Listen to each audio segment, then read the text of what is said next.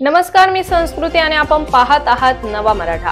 1 February 2025 रोजी सादर होणाऱ्या केंद्रीय अर्थसंकल्पाकडून सर्वांना खूप अपेक्षा आहेत। सरकार विशेषतः शेतकऱ्यांसाठी कोणत्या घोषणा करणार याकडे सर्वांचे लक्ष लागले आहे। यावेळी अर्थसंकल्पात पंतप्रधान किसान सन्मान निधीचा हप्ता वाढू शकेल अशी शेतकऱ्यांना आशा आहे। सध्या पंतप्रधान किसान सन्मान निधी अंतर्गत शेतकऱ्यांना दरवर्षी 6000 रुपये मिळतात। शेतकऱ्यांना आशा आहे की हे पैसे 6000 रुपयांवरून 10000 रुपये होतील।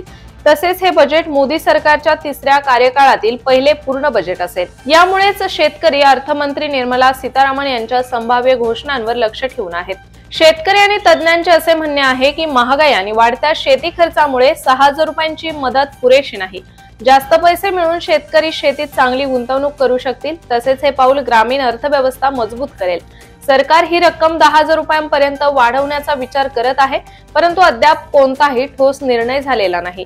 जर 2025 च्या अर्थसंकल्पात पीएम किसान योजनेची रक्कम वाढवण्याची घोषणा झाली तर लाखो शेतकऱ्यांसाठी तो मोठा दिलासा ठरेल।